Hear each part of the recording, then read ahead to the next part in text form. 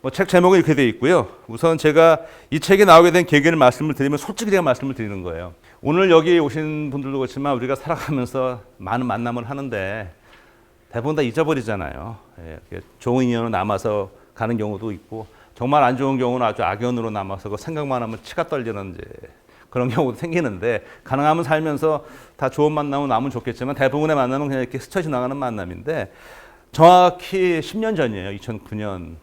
근데 이제 김동균 선생을 만나게 된 거는 전혀 모르고 있다가 같은 학교에 있어도 어떤 그 교양 과목을 하나 뭐 개발해야 된다는 그런 미션을 받고선 모임이 하나 있는데 거기서 처음 만나게 됐고요. 저한테 이렇게 물어봐요. 이렇게 바이러스가 뭐냐고. 제가 사실 철학하시는 분들하고 얘기를 해보면 여기 김동균 선생도 앉아있지만 이분들의 특징이 하나 있어요. 별로 그렇게 어려운 문제 아니고 복잡한 거 중요한 문제 아닌데 그거를 어렵게 만들어요. 뭐 이런 거예요. 바이러스란 무엇인가? 그러니까 모든 질문을 그냥 한번 무엇인가? 제가 강이란 무엇인가? 나는 누구인가? 힘들어지거든요. 그래서 저한테 이제 바이러스란 무엇인가요? 물어보니까 또 걸렸구나. 그래서 제가 이제 이게 참 우문 같은 철학자들 또 이거 그냥 할 얘기 없으니까 또 물어본 건데 제가 나름 그래? 그러면 내가 신나게 답을 해주지.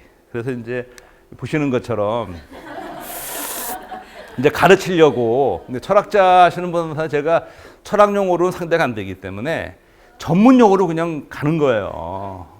숙주 얘기하고 뭐 전염성, 숙주 특이성, 크기 얘기를 막 하면서 사이사이에 이런 말도 넣는 거예요. 이렇게 이건 나노단위다, CM-9승이다. 그건 모르죠, 뭔지 막 이래가면서 그때 당신이 모를까 봐 설명해 줄게. 요런 거야, 요런 거. 그러니까 그런 거예요. 그렇게 작은 게 있어요. 그러니까 저 신나죠. 그래서 이렇게 하면서 맨 마지막에 또 얘까지 들어줬어요. 크기를 따지자면 이게 보통 이제 우리 다 아는 적혈구 세포가 이만하다면 지금 화면에 들어오지도 않았어요. 이 정도 크기거든요. 이 정도 크기라면 보통 우리가 아는 대장균이 요만해요. 그러니까 우리가 세포가 얼마나 큰지 알 수 있겠죠. 근데 보통 바이러스 요만하거든요. 요거를 제가 이렇게만 하지 않고 또 저 김동균 선생한테는 내가 예를 들어주겠다. 이런 세포가 야구장이라면 요건 투수 마운드 정도에 해당하고 요 바이러스는 야구공만 한 거예요. 그러니까 비율이 우리 몸에 이런 세포가 한 야구장이라면 세균, 박테리아는 투수 마운드, 바이러스는 야구공. 얼마나 작은지 아시겠죠? 그러니까 끄덕끄덕 하면서 뭔가 깨우치는 그래서 나는 뿌듯했던 게 내가 이렇게 해서 또 이 생물학의 문외한한테 좀 나름 보람을 느꼈는데요. 신이 나가지고 제가 써놨잖아요. 현답 같은 결국은 우답이었는데 신이 나가지고 제가 기현에 있다. 그때 이제 이건 나한테 물어보지도 않았어요. 그러니까 내가 일종의 TMI를 한 거지. 그 당시에 이건 저한테 물어본 게 아닌데 제가 신이 나서 그때 뭐가 나왔냐면 그게 신종 바이러스라고 얘기를 하고 지금도 다 신종 전염병 얘기를 해요.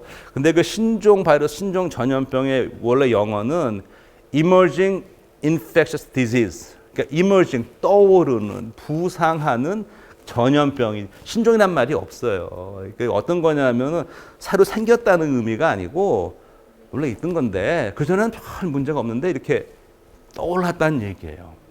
근데 이 경우에는 이제 신종이라는 말을 쓸 수 있는데 엄밀히 말하면 변종이에요. 이게 어떻게 되냐면 그때 아마 기억하실 텐데 그때 AI 돌고 그 브라질에서 돼지 많이 죽었어요.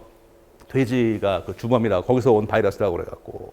그러니까 이 바이러스 특징이 뭐냐면 이렇게 이제 바이러스 이 유전자를 이렇게 보게 되면 이 바이러스는 왜 신종이라고 그랬냐면 사람 독감, 조류 독감, 돼지 독감 요 세 개의 특징을 다 갖고 있어요. 한 바이러스가.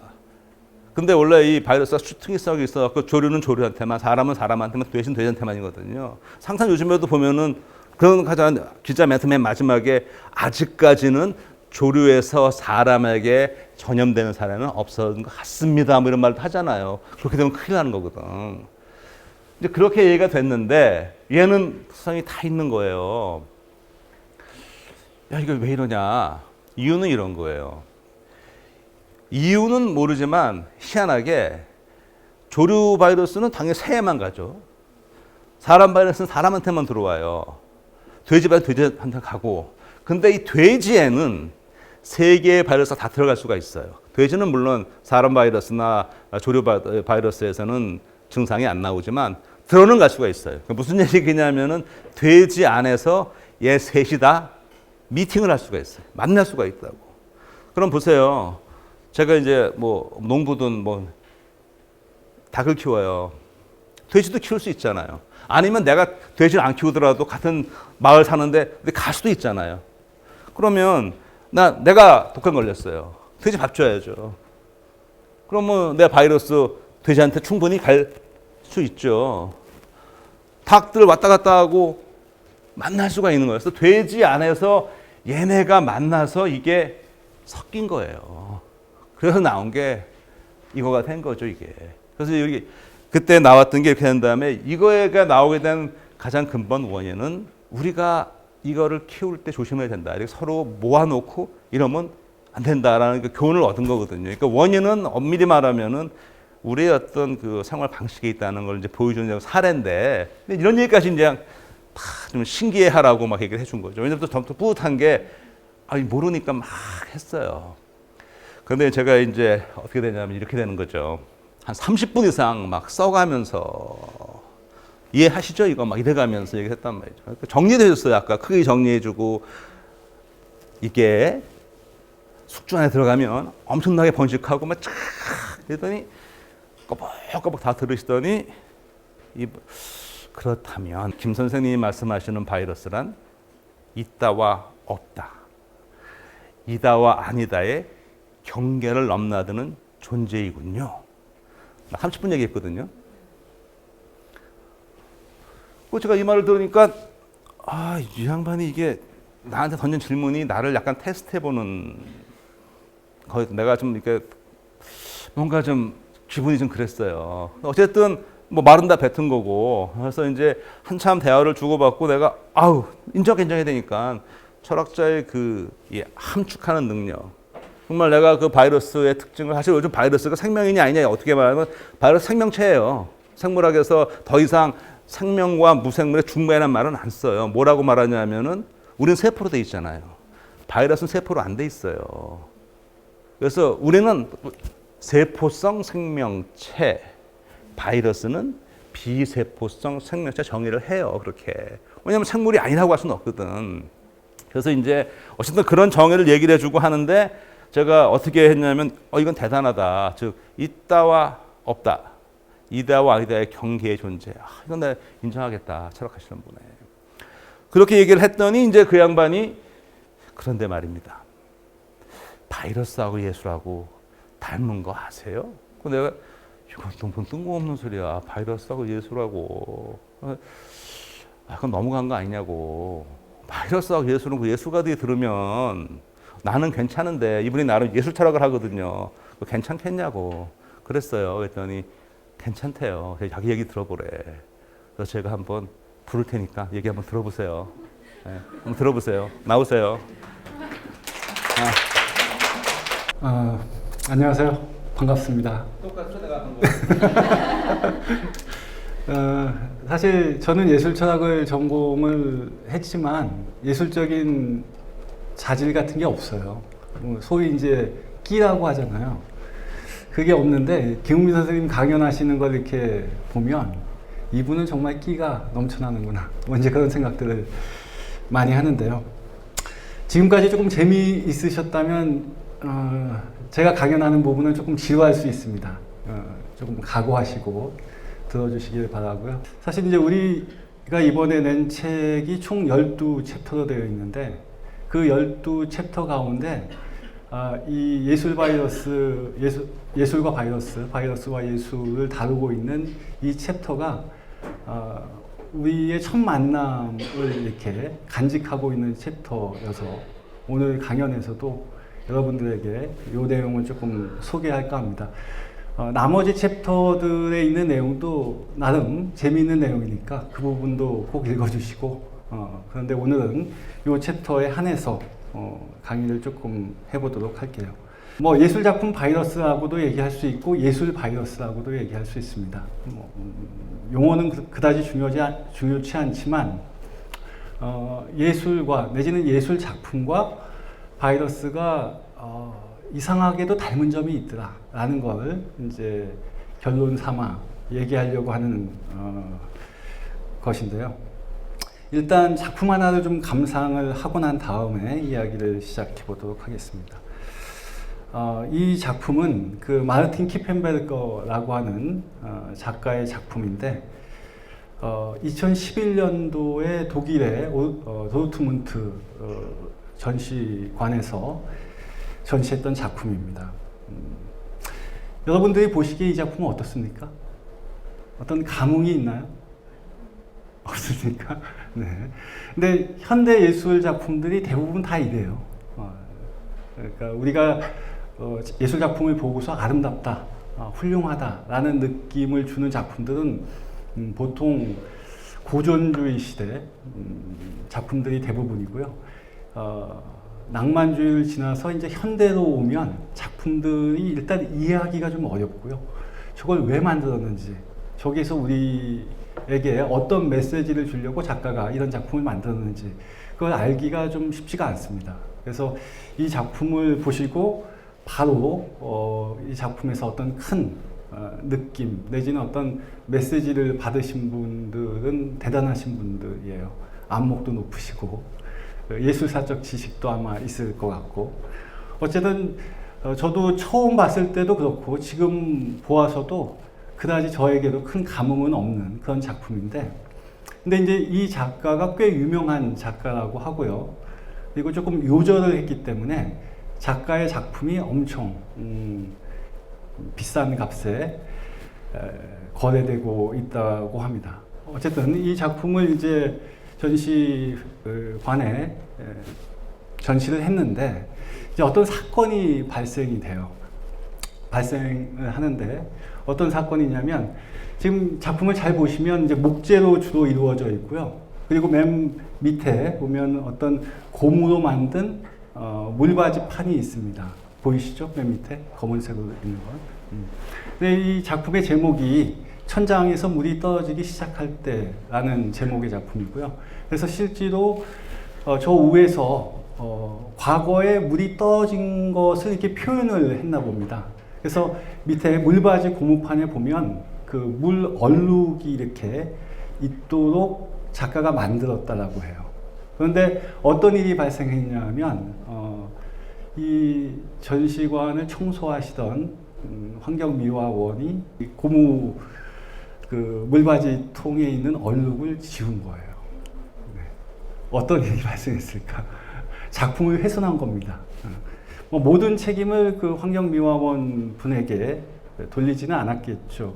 그렇지만 이 작품은 그 전시를 했던 주최 측의 소장 작품이 아니었다라고 해요. 그러니까 개인 소장 작품을 빌려서 대여를 해가지고 전시를 했던 건데 당연히 큰 손실은 봤을 겁니다. 어쨌든 환경미화원의 눈에는 얼룩이었어요. 분명히 얼룩으로 보였습니다. 그래서 이렇게 닦아낸 거예요. 그분은 자기의 직업 정신에 투철하셔가지고 그 일을 하신 건데 사실은 이제 예술 작품이었다는 거죠.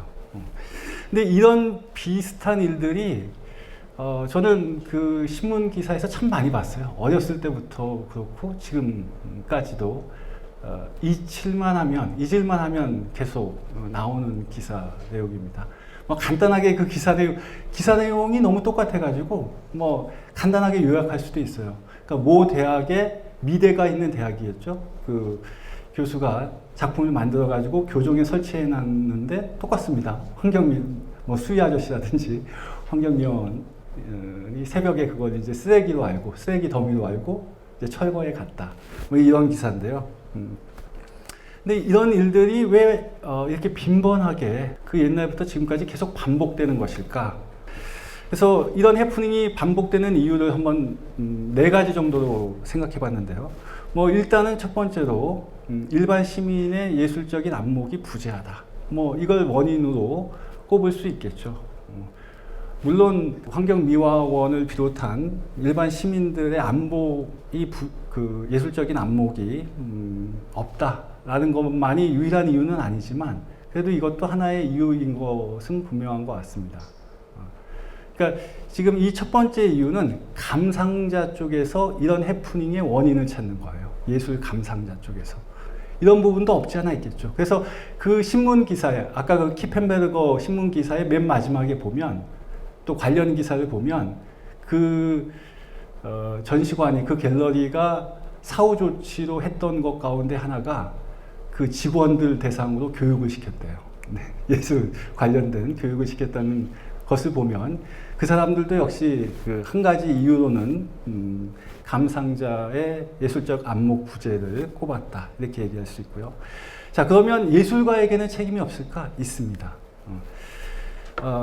과거의 예술가들은 자연에서 그 작품의 소재를 찾았어요. 당연합니다. 그죠? 뭐 그래서 조각가라면 화강암이라든지 대리석이라든지 이런 재료들을 구했고요. 뭐 화가라면은 여러 가지 그 안료들, 그 색색에 뭐 지금처럼 그 물감 같은 게 만들어져 나와서 주어지는 게 아니니까 자연 속에서 재료들을 찾고 그랬는데, 근데 이제 그 근대 이후 특히 현대로 오면 올수록 작품의 소재의 변화가 일어납니다. 그리고 뭐 흔히 얘기하듯 듀샹이 이제 그 레디메이드 작품을 만들었잖아요. 여러분 듀샹의 샘이라는 작품 기억나시죠? 남자 소변기. 그러니까 이미 공장에서 만들어진 그 물건을 가지고, 그걸 가지고 작품을 만들기 시작한 게 이제 20세기부터인데, 그러니까 작가들이 이렇게 작품의 소재를 이미 만들어진 기성품, 레디메이드를 사용하다 보니까 당연히 이런 일들이 생겨날 수밖에 없다, 이렇게 얘기할 수 있는 겁니다. 자, 이제 세 번째 이유를 찾아보면요, 전시 공간이 변화되기 시작한다는 겁니다. 아주 옛날에는 전시 공간이 그 뭐 유럽을 기준으로 얘기하면 성당입니다. 교회예요. 그러니까 여러분 유럽에 가시면 박물관이라든지 갤러리보다도 때로는 그 성당에서 훌륭한 작품들을 많이 만날 수가 있는데, 아주 과거에는 작품들이 성당에 있었기 때문이고요. 근데 이제 근대 이후부터는 박물관이라든지 갤러리가 작품 전시 공간으로 사용됐는데, 근데 이제 뭐 그게 모던한 시대에 그런 일이 있었다면, 포스트 모던한 시대에는 전시 공간도 이제 조금 더 다각도로 변화를 줘야 된다. 그리고 일반인들과 그 예술계 내부의 사람들 사이에 어떤 경계를 없애야 된다 라는 어떤 인식들을 사람들이 많이 하게 됐다는 거죠. 그래서 공공장소에 작품을 전시하는 걸 선호하게 되는 그런 트렌드가 만들어졌다는 겁니다. 그래서 많은 작가들이 지금은 갤러리에다가도 작품 전시를 하지만 자기 작품이 많이 보일 수 있는, 많은 사람들이 볼 수 있는 공간에다가 전시하기를 또 원하기도 해요. 이것도 한 가지 중요한 이유죠. 자, 이제 마지막입니다. 이 마지막 네 번째가 이제 가장 중요한 이유라고 저는 보는데, 이런 해프닝이 계속 또 앞으로도 계속 발생할 수밖에 없는 가장 중요한 이유는 뭐냐라고 했을 때, 예술 내지는 예술 작품의 존재 방식 자체가 아주 애매하다는 겁니다. 이게 예술이라고 얘기할 수 있을지, 예술이 아니라고 얘기할 수 있을지 항상 모호한 그런 영역이 예술 속에는 있다라는 겁니다. 그래서 아까 뭐 김웅배 선생님이 이다 아니다 있다 없다라는 얘기를 조금 더 구체적으로 얘기하면, 예술의 입장에서 얘기하자면 이게 예술 작품인지 아닌지, 또는 여기에 작품이 예술이 있는지 없는지, 이걸 결정하기가 상당히 애매한 부분으로 있다는 겁니다. 그리고 이 점에서 그 바이러스하고 좀 유사한 면이 있지 않은가. 그러니까 바이러스를 우리가 발견하기 이전까지는 모든 생명체들은 다 세포로 되어 있다고 생각했거든요. 근데 바이러스는 세포로 되어 있지 않아요. 그래서 세포가 만약에 생명의 중요한 준거라고 한다면, 기준이라고 한다면 바이러스는 생명체가 아니죠. 그리고 바이러스가宿主를 만나지 않으면 그냥 다른 무생명체들하고 거의 비슷한 모습, 비활성화된 그런 모습으로만 존재해요. 숙주를 만날 때만 활동을 한다, 이렇게 얘기할 수 있거든요. 그래서 바이러스하고 예수하고 특히 이 점에서 그 존재 방식이 아주 유사하다는 점에서 비슷하다는 겁니다. 그러니까 여기에서 출발을 했던 겁니다. 여기에서 이제 선생님이랑 같이 처음 이야기도 시작됐고 우리의 연구도 여기에서 시작을 했다, 이렇게 말씀드릴 수 있을 것 같습니다. 자, 그래서 제가 이제 그때 대화를 통해서 어떤 아이디어를 떠올렸냐면, 예수는 바이러스다 라는 일단 하나의 메타포, 은유를 만들어 보자는 겁니다. 여기서 한번 시작해 보자. 그러니까 보통 이제 은유라고 하는 것은 A는 B다 라고 하는 형식을 가지고 있는데, 또 문학하시는 분들은 보통 은유를 어떤 수사법의 일종으로만 생각하는 경향이 있는데, 철학자들은 그렇게만 보지는 않습니다. 은유는 모든 어떤 인식의 확장을 열게 해주는 중요한 사유방식 가운데 하나라고 보거든요. 근데 어쨌든 그 은유라는 게 가능하려면 두 가지 조건을 만족시켜줘야 됩니다. 첫 번째는 참신해야 돼요. 그러니까 예컨대 여러분 중고등학교 시절로 돌아가셔가지고 국어 시간에 배웠을 겁니다. 은유하면 떠오르는 예가 뭐였죠? 내 마음은 호수요. 그렇죠? 그겁니다. 내 마음은 호수다. A는 B다. 라는 형식으로 되어 있습니다. 근데 내 마음은 호수요는 너무 진부하죠. 너무 많이 들었기 때문에 어렸을 때부터. 이게 참신하지 않으면 좋은 은유라고 얘기하지 않아요. 그리고 이제 또 은유에 대해서 아주 더 심각하게 생각하시는 학자들은 우리의 일상 언어는 사실 원래는 은유였다는 거예요. 원래 은유였는데 참신성이 사라지고 아주 익숙해지고 진부해지면 이게 그냥 일상어가 된다라고 이렇게 주장하시는 분도 있는데요. 어쨌든 은유가 가능하려면 첫 번째, 새로워야 됩니다. 그러니까 A is B라고 했을 때, A는 B다라고 했을 때 A와 B가 우리의 상식 속에서는 연결이 안 되는 건데 연결시킨 거여야 돼요. 아주 새롭게. 두 번째는 이렇게 A와 B가 보통은 연결을 안 시키는데 연결을 시켰을 때 난점이 생기는데, 어떤 난점이 생기냐면 말이 안 되잖아요. 넌센스잖아요. 그럴 수 있죠. 그죠? 그런데도 이게 은유가 되려면 말이 통해야 됩니다. 의미가 통해야 된다는 거죠. 유의미성을 가져야만 하나의 메타포, 은유는 존립 가능한데, 그러면 예수는 바이러스다 라고 하는 메타포는 이 두 가지 조건을 충족시킬 수 있을까? 저는 충족시킬 수 있다라고 일단 생각을 했고요. 일단 첫 번째 참신성의 측면에서 생각해 보면 보통 사람들이 상식적으로 가지고 있는 생각 중에 하나가 예술은 인간의 가장 고귀한 정신적인 활동이라고 생각합니다. 그 활동의 결과물이라고 생각을 해요.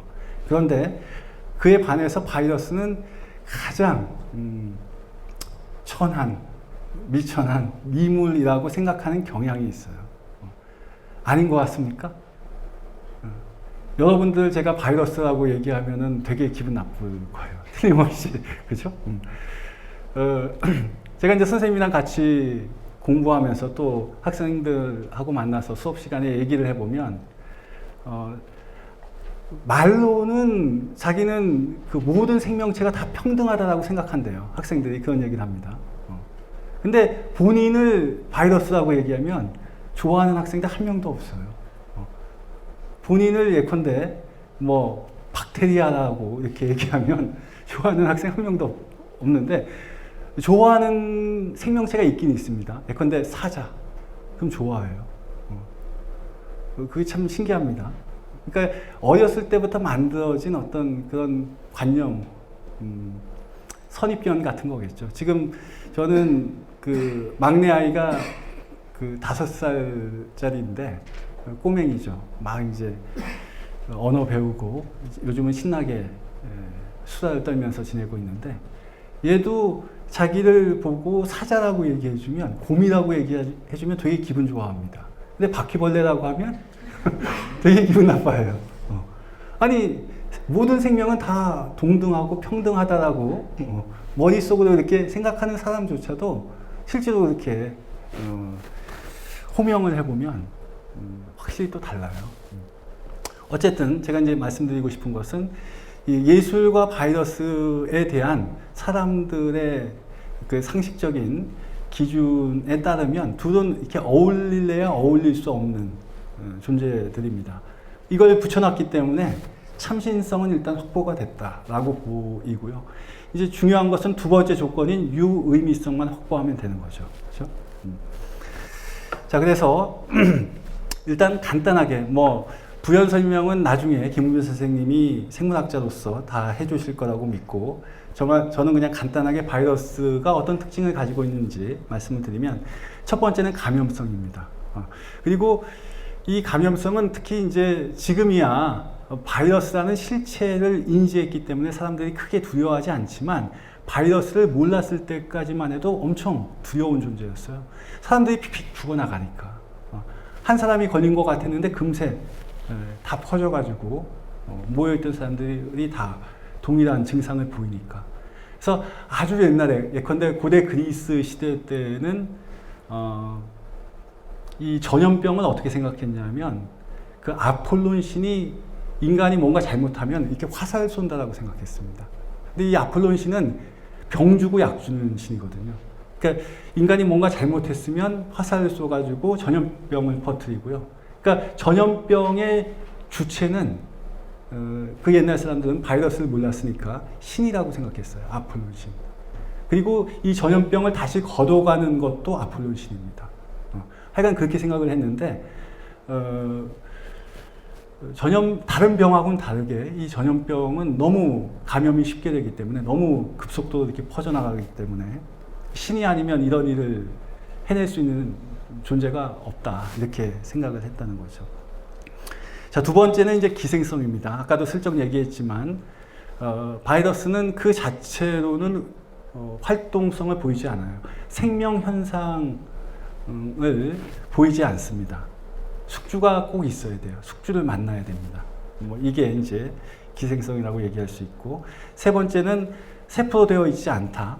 그래서 세포 분열로 증식하는 게 아니고요.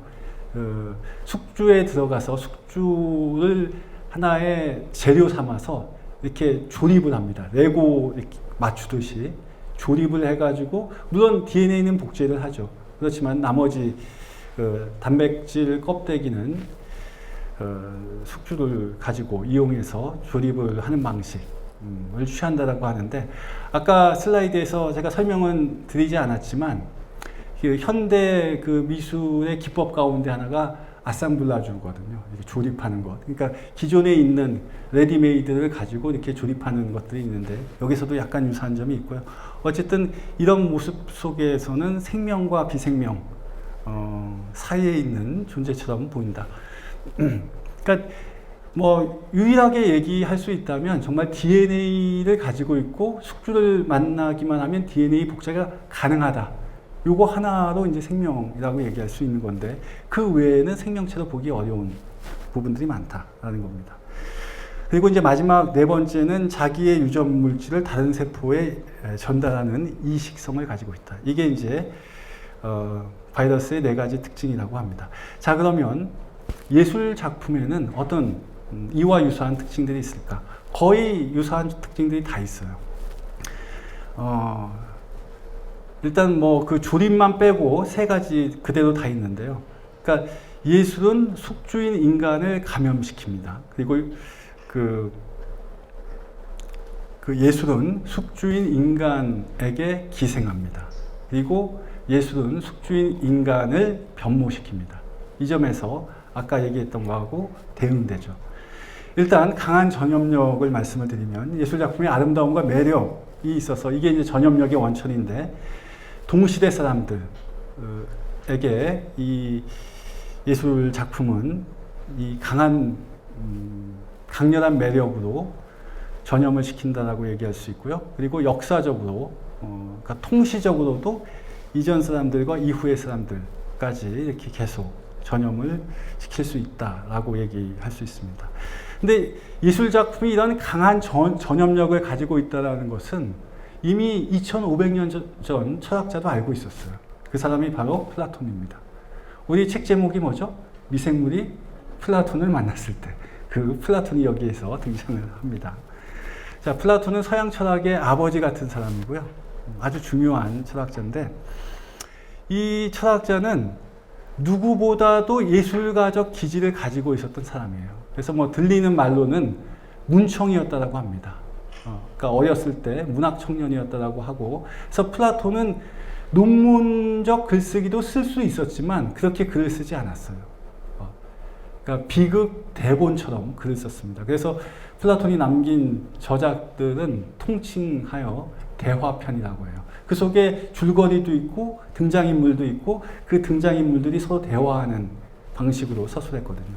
그런데 이런 누구보다도 예술가적인 기질을 가지고 있었던 플라톤이 예술에 대해서는 이중적인 태도를 취해요. 한편으로는 예술을 아주 찬미하기도 하고 또 다른 한편으로는 아주 적대시하기도 합니다. 이제 그 이유는 조금 이따가 다시 설명드리겠습니다. 플라톤이 쓴 책 가운데 이온이라는 제목의 책이 있는데 이 책에 이런 대목이 등장합니다. 마치 자석에 연이어 붙어 있는 쇳 조각들처럼 뮤즈의 영감이 시를 창작한 시인에게, 그것을 낭송하는 음유 시인에게, 또 청중들에게 전염된다 라는 얘기를 직접 하고 있고요. 그러니까 이제 제일 먼저 예술 작품을 만든 주체는 누구다? 플라톤이 보기에는 신입니다. 뮤즈예요. 왜 그렇게 생각했을까? 예술 작품이 너무 뛰어나서 너무 아름다워서요, 인간의 손으로 만들었다라고 상상할 수 없다는 겁니다. 이건 인간이 만든 게 아니에요. 그리고 그걸 만들었다고 하는 뭐 시인이나 예술가들을 보면 아주 평범하거든요. 평범한 사람이거든. 더 과장해서 얘기하면 좀 찌질한 그런 사람들이거든요. 그런 사람의 손에서 이렇게 훌륭한 작품이 나올 리가 없다라고 보는 거예요. 그래서 하여간 처음에는 이제 뮤즈로 대표되는 신이 예술가의 몸을 빌어서 작품을 이렇게 펼쳐 보이는 거고요.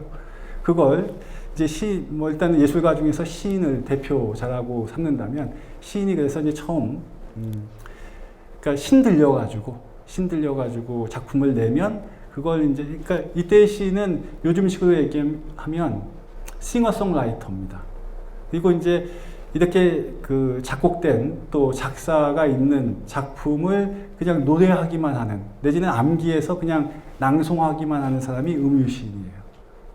그러니까 그 음유시인은 시인으로부터 이렇게 전염되어서 이렇게 낭송을 할 수 있는 거고요. 그걸 이제 청중들이 이렇게 듣는다는 겁니다. 이걸 자석의 비유를 들어요. 자석에다가 쇳조각 이렇게 클립 같은 거 매달아 놓을 수 있잖아요. 여러 개. 그런 것처럼. 그렇게 이야기를 합니다. 그래서 이 예술이 가지고 있는 전염력, 감염의 힘은 이미 플라톤 때부터 익히 알려진 사실이다라는 겁니다. 근데 이제 플라톤이 그 이온을 비롯해서 많은 곳에서는 예술에 대해서 아주 찬미를 하면서도 예컨대 국가라는 책에서는 예술가들을 아주 호되게 비판합니다. 그래서 여러 가지 측면에서 예술가들의 문제점, 예술의 큰 문제점들을 지적하면서 국가의 존폐를 위협하는 예술가들은 내쫓아야 된다라는 이야기를 하게 돼요. 그래서 이걸 이후의 사람들은 시인 추방론, 예술가 추방론이라고 이야기하는데, 물론 국가의 안전을 위해서 전혀 해가 안 되는 그런 작품을 내는 작가들은 이상국가, 자기가 생각했던 이상국가에 다시 들어오도록 합니다만, 어쨌든 이런 이야기를 한다는 겁니다. 근데 이제 플라톤이 이렇게 시인 추방론을 이야기한 자세한 이유는 지금 이 자리에서 말씀드리고 싶지는 않고요.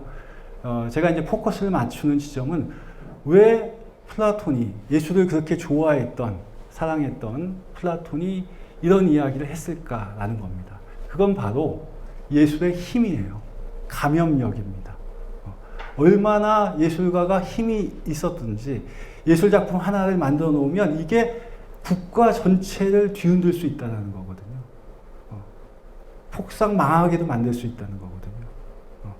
그러니까 누구보다도 예술의 힘을 그게 근데 이제 부정적으로 작동하면 나라까지 망하게 만든다고 생각할 정도로 그렇게 국가의 예술의 힘을 최대치로 잡았던 사람이 플라톤이다라는 겁니다. 근데 어쨌든 플라톤은 상당히 위험하다라고 본 거예요. 이건 마치 바이러스, 인간에게 해로운 바이러스가 사람들에게 아주 큰 해를 주는 것하고 비슷하다라고 플라톤은 생각했던 겁니다. 자, 근데 이와 관련해서 뭐 길게는 얘기 못 하겠습니다만 예술이라고 하는 것은 또 예술 작품이라고 하는 것은 어떤 공공성하고 긴밀하게 연결되어 있다고 하는 걸 조금 말씀드리고 싶어요.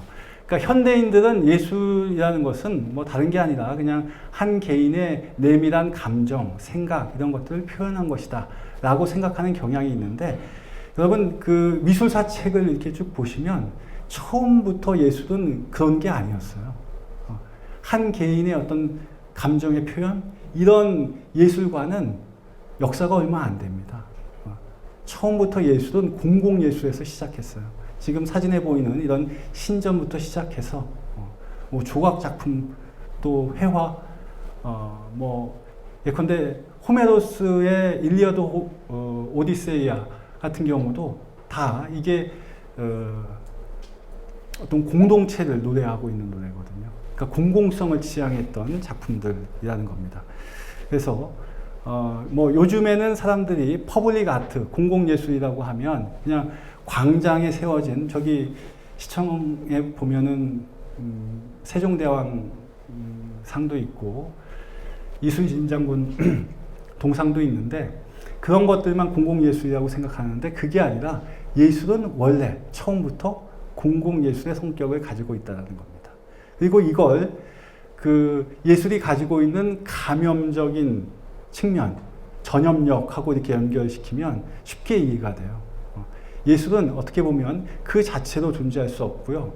그걸 감상할 수 있는 공중이 필요하다는 겁니다. 공중으로서의 감상자. 이게 이제 두 번째 특징이죠. 숙주인 인간에게 기생합니다. 예술 작품은. 그래서 인간이 없으면, 감상자가 없으면 예술 작품은 존립하기가 어렵다라고 말씀드릴 수 있고요. 이 미셸 쉐르라고 하는 프랑스의 그 과학 철학자인데 이 사람이 이제 기생에 대해서 재밌는 이야기들을 많이 했는데 어원적으로 보면 타인의 그러니까 이 파라사이트라는 말이 그 뭐 파라가 이웃이란 뜻이고 시토스가 양식이란 뜻이면서 이제 대변이란 뜻이에요. 아주 정반대의 뜻을 다 가지고 있는 말이 시토스인데 어쨌든 타인의 식탁에서 타인의 비용으로 먹고 사는 사람, 기식자죠. 그죠? 그래서 원래는 이런 의미였다가 이제 생물학적인 의미로 전이가 된 사례입니다. 근데 이제 이 세르의 이 책을 보면 재밌는 얘기가 나와요. 이 소유라고 하는 것도 알고 보면 이런 거라는 겁니다. 여러분 개가 자기 영역 표시 하잖아요. 그죠? 오줌을 갈기면서 소변을 보면서 이렇게 더럽힘으로써 자기 것으로 만든다는 겁니다. 이것도 아주 재미있는 아이디어죠. 그러니까 소유라는 것은 근본적으로 타자의 것을, 그러니까 내 것이 아닌 것을 더럽힘으로써 내 것으로 만든다. 뭐 이제 이런 생각인데, 제가 이제 결국 얘기하고 싶은 건 이겁니다. 생명을 부지하기 위해 어딘가 의존할 수밖에 없다면 기생, 뭐 붙음살이라고 하는 것은 생명의 근본 형식일 수 있겠다라는 게 좀 제가 얘기하고 싶었던 것이고요.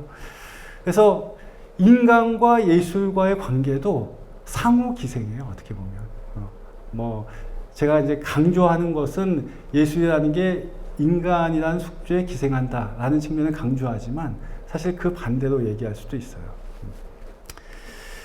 자, 그 서양이나 동양이나 최초의 예술가, 그 화가를 꼽을 때는 신화적인 인물이 등장하는데 제욱시스, 서양은 제욱시스고 이쪽은 이제 솔거, 우리 같은 경우는 솔거인데 제욱시스는 어떤 그림을 잘 그렸냐면 지금 이 그림 속에 있는 포도 그림을 잘 그렸다고 해요. 그래서 포도를 그리면 새가 날라와서 진짜 포도인 줄 알고 먹으려고 하다가 부딪혀서 죽었다. 이제 이런 이야기가 있고요. 솔거는 뭘 잘 그렸습니까? 소나무, 그죠? 거기에 또 까치가 부딪혀가지고 죽었다. 어쨌든 이걸 통해서 이제 이런 신화가 함의하고 있는 바가 뭐냐? 훌륭한 예술 작품은 살아있다는 느낌을 준다는 겁니다. 새들마저 살아있다고 생각해서 부딪힌다는 거예요. 이게 단순한 눈속임이 아니라 단순히 재현을 완벽하게 잘했다는 의미가 아니라 작품이 살아있다는 어떤 이런 아이디어가 이 속에 들어가 있고요. 지금 이 그림을 보면 피그말리온과 갈라테이아의 신화를 모티브로 그린 그림인데 이 피그말리온이 조각상을 만들죠. 그리고 조각상을 사랑합니다. 근데 조각상이 죽어 있으니까 생명을 부여해 달라고 아프로디테 미의 여신에게 부탁을 하죠. 그래서 지금 이 그림은 아랫부분은 하얗잖아요. 이게 대리석 내지는 상아로 되어 있기 때문에 하얗고 지금 위에 부분이 이제 피부색으로 되어 있는데 막 그 아프로디테가 생명을 불어넣어줘서 살아있는 상태로 바뀌는 것을 그린 건데 어쨌든 예나 지금이나 작품의 어떤 생명력을 사람들은 많이 얘기합니다. 작가들도 얘기하고요. 비평가들도 얘기해요. 그래서 최고의 찬사 가운데 하나가 예나 지금이나 이 작품은 살아있다. 라는 어떤 그런 말일 수 있을 텐데 어쨌든 작품을 살아있도록 만드는 데 있어서 감상자의 역할이 아주 중요하다는 겁니다. 감상자가 없으면 작품은 살아날래야 살아날 수가 없습니다. 이제 마지막 세 번째입니다. 예술 작품은 감상자를 변모시켜요. 어떤 방식으로든. 그래서 저는 예술 철학을 전공해서 많은 학생들로부터, 많은 사람들로부터 어떤 예술 작품이 훌륭한 예술 작품이냐라는 질문을 많이 듣는데 아주 간단하게 대답합니다. 그 작품으로 말미암아 내가 변한 게 있으면 그 작품은 일단 훌륭한 예술 작품 목록에 들어갈 수 있다는 겁니다. 다시 한번 또 가리긴 해야 되겠지만 일단은 내가 그 작품을 통해서 변하는 바가 있어야 돼요. 예컨대 공연장에 들어갑니다. 들어갈 때와 나올 때 내가 달라졌다는 느낌이 있어야 그 공연이 훌륭한 공연이다.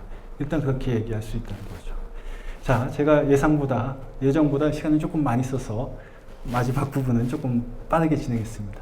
그럼 다시 재미있는 시간, 즐거운 시간으로 김웅빈 선생님에게 마이크를 넘기겠습니다. 예.